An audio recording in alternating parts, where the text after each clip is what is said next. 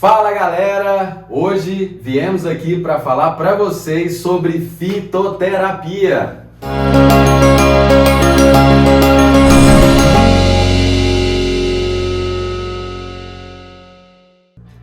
E para iniciar esse assunto, vamos falar de como a fitoterapia entrou na minha vida. Eu, logo no início da minha faculdade, fui convidado a um congresso de farmácia e nesse congresso existia a parte da indústria farmacêutica, mas eu, como já tinha desde os 14 anos trabalhado de badeco em drogaria, então o assunto medicamento para mim já estava um pouco saturado. E eu queria aprender algo diferente na faculdade. Então existia esse curso de fitoterapia que tinham pouquíssimas pessoas, mas nas quais eu me encontrava. Lá eu me apaixonei pelo assunto. Foi a apresentação de um produto chamado resveratrol, logo no começo, hoje famoso resveratrol. Mas quando ele estava sendo estudado, que ele estava sendo buscado toda a informação, foi ali que nasceu a fitoterapia no meu coração. E quando eu percebi que o resveratrol, para que você compreenda, é a força máxima em que a uva conseguiu colocar dentro da sua semente. Então, observem, a planta, quando ela é maltratada, quando ela não é tão bem tratada como nos cultivares, que não recebe água, não recebe adubação correta, então essa planta, ela produz dentro de si uma energia, que nós delimitamos como resveratrol, que faz com que a planta tenha muito mais força e que as suas descendentes são resistentes a isso tudo. E o que percebemos é que esta força na nossa saúde faz toda a diferença. E eu percebi que isso é muito mais agravado no cerrado. O cerrado brasileiro, ele é extremamente sofrido. Nós temos uma temperatura quente e quentíssima e de repente chuva, frio. Se tiver muito seco, o fogo vem. Então essas plantas do cerrado tiveram uma evolução ao longo desses anos que prova a força que ela tem para tratar as nossas doenças. Mediante isso, depois da minha formatura, eu fui convidado a trabalhar numa empresa em que pôde me levar para diversos cantos do nosso estado e proporcionar um estudo de etnofarmacologia, de busca pelo conhecimento empírico das pessoas, dos raizeiros, da benzedeira, dos pajés, dos índios, e trazer esse conhecimento para a aplicação na farmácia. Enfim, assim nasceu a fitoterapia na minha vida. E você, doutora, como foi? Como foi essa fitoterapia na sua vida? Então, eu me chamo Michele e eu também cursei farmácia e, assim, a fitoterapia na minha vida foi agora esse ano, mais recente, quando eu decidi fazer um curso de estética. E dentro do curso de estética tem a matéria de fitoterapia, porém a paixão pela fitoterapia vem desde a minha infância. Porque os meus avós, eles eram raizeiros, né? E sempre, todos os finais de semana, eles iam para casa, porque eu morava na fazenda. Então a gente, como memórias afetivas, a gente ia, né, pro mato e buscar raízes, eles faziam garrafadas, emplastos, então assim, e eles eram muito conhecidos por isso. E a gente ia ajudar, como toda menina gostava, né? Então, de estar perto dos avós e tudo, e eu ia com eles. E quando eu decidi fazer o curso, que eu vi sobre a fitoterapia, então, assim, eu vi o quanto é amplo esse campo, né? Que veio desde antes mesmo, que eles não tinham estudo e tal, mas, assim, eles tinham o conhecimento, né? Que vinha dos ancestrais, sobre as plantas e muitas coisas a gente utilizava antes, mesmo antes de eu cursar a farmácia, que a gente sabe que valia a pena. E então assim, a paixão vem desde antes. Eu apenas juntei com a estética, que é uma paixão minha, né? Doutora, que formidável sua colocação. Ao longo de toda a minha evolução profissional, o que mais me chamou a atenção foi exatamente esse conhecimento empírico em que as pessoas de certo tempo atrás, muito próximo para falar nisso, tinham um conhecimento dessas plantas que estão à nossa volta como uma forma de tratar doenças e que a indústria farmacêutica acabou retirando toda essa credibilidade, esse conhecimento pela facilidade de poder ir ali na drogaria, comprar um comprimidinho, tudo aceitável e programado para o médico receitar. Então, doutora, o intuito do canal é resgatar todo esse conhecimento adquirido ao longo dos anos e transformá-los em formas farmacêuticas que possam ajudar as pessoas. Porque, de fato, este conhecimento está sendo abandonado ao longo dos tempos. Essa facilidade que temos de ir na drogaria e comprar a solução do problema em um comprimido que toda a humanidade está desejando, não está solucionando. E o legal também da fitoterapia em si é porque a facilidade de ir lá comprar um medicamento e tal é legal, mas assim, sabemos dos efeitos colaterais, né? E a fitoterapia, com certeza sabemos que é bem menor.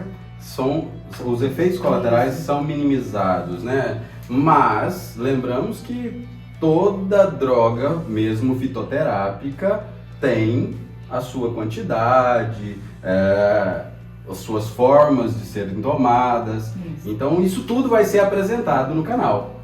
Isso, que tem a dosagem certa, né? Tem o uso correto também da fitoterapia, porque não é o fato de ser natural que não faz mal. Isso, justamente. Então, o uso das plantas medicinais se data também com a própria evolução humana. O homem começou a observar os animais se alimentando de determinadas plantas e começou a utilizá-las em benefício próprio, para a alimentação e também para o tratamento de doenças. E a evolução, de toda essa evolução humana, a gente só pode falar da época da escrita. Então, se imaginarmos que a escrita, e nós temos escrituras, né, datadas de 3.000 anos antes de Cristo e mais 2.000 depois, quer dizer, 5.000 anos atrás, nós já tínhamos escrituras da utilização das plantas medicinais para o tratamento de doenças. E aí a gente não pode esquecer dos egípcios, todo o conhecimento da fitoterapia e da fitocosmética, que é a introdução da estética na fitoterapia, é datada de muitos anos atrás. Nós temos a Cleópatra e outros, o próprio embalsamento dos cadáveres, das múmias. Então isso tudo é uma tecnologia que ainda hoje nós ainda não temos noção de como isso ocorreu. E houve uma época em que foi uma fase negra da história, onde a Igreja Católica ela aboliu as plantas medicinais, tratando que estas pessoas que conseguiam tratar, os curandeiros, fossem queimados e chamados de bruxa, enfim. Quando o renascentismo chegou, que nós tratamos de mudar esse empirismo, esse conceito de uso aleatório, sem nenhuma tecnologia, e voltamos para a prática, onde o laboratório conseguiu extrair essas propriedades das plantas e colocá-la em um medicamento. Daí nasce toda a história da farmácia, da medicina junto, onde Hipócrates, o pai da medicina, disse, né, que teu alimento seja teu remédio. E hoje vemos que isso faz toda a diferença na saúde, no rejuvenescimento, na estética. Fora esse grande conhecedor, Hipócrates, temos também o Galeno, que foi o pai da farmácia, onde todo o conhecimento que Hipócrates teve e adquiriu ao longo dos anos foi colocado em formas farmacêuticas e transformado isso em cura. Então Galeno, que em algumas literaturas do mundo afora é chamado de pai da medicina também, traz essa forma de transformar toda essa energia, essa força que a natureza tem em formas farmacêuticas para atuar na nossa saúde. E isso faz a diferença. Então, a fitoterapia hoje, ela traz, né, em diversas áreas e voltando para a estética, um bom exemplo disso é a aloe vera, que é a babosa, né? Muitas pessoas têm no quintal de casa e assim, tem grandes propriedades de hidratante para usar em feridas também, né? Para o cabelo, na hidratação do cabelo, da pele. Então, assim, às vezes a pessoa tem no fundo de casa e não, né, não sabe como usar. E também usado para patologias, né? A aloe vera, um bom exemplo que você usou, desde a época da Cleópatra, que ganhou o mundo com sua beleza, né? Há relatos disso no Egito Antigo, é uma planta muito nutritiva, onde o seu alimento vai ser seu remédio. É uma planta que tem os 8 aminoácidos essenciais na sua composição. É uma mucilagem que consegue fazer uma proteção sobre a pele, sobre os cabelos. E está aí disponível, como as outras. Só que esse conhecimento ele está se perdendo ao longo dos tempos. Por isso é importante que você se inscreva no nosso canal, ative o sininho, porque periodicamente nós vamos apresentar para vocês todo esse conhecimento que nós adquirimos ao longo do tempo.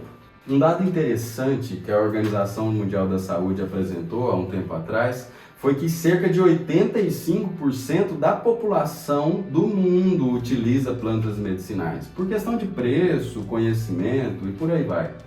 Mas o Brasil, ele detém 20% de toda a flora mundial. E o conhecimento que o Brasil destina para isso é menos de 1%. Isto é, nós não conhecemos a fundo, com pesquisas, essas plantas. Apesar de termos várias pesquisas no assunto, é grandioso demais. 20% de toda a flora mundial é algo assustador. O mundo inteiro tem noção que o Brasil detém moléculas que ainda não foram descobertas e que, com certeza, com toda essa dificuldade de sobrevivência das plantas, a escassez e a grande produtividade estão diminuindo o nosso território do Cerrado, por exemplo, que ocupava cerca de 1/4 do território brasileiro. Isso vai sendo diminuído pela monocultura. E nós precisamos resgatar esse conhecimento, precisamos trazê-lo e futuramente nossos filhos, netos vão aproveitar de todo esse trabalho e dedicação que a gente vai ter. Então, se você tem alguma curiosidade sobre a fitoterapia, tanto na área da estética, né, dos cosméticos, quanto da patologia, deixe nos comentários que vamos trazer para você o conhecimento de como manipular essas plantas, né? Então, essas formas fitoterápicas são muito simples de serem manipuladas. E vamos trazer para vocês todo esse conhecimento simplificadamente. Eu sou Michele Freitas. E eu, Gleiber Siqueira, um amante dessa medicina integrativa.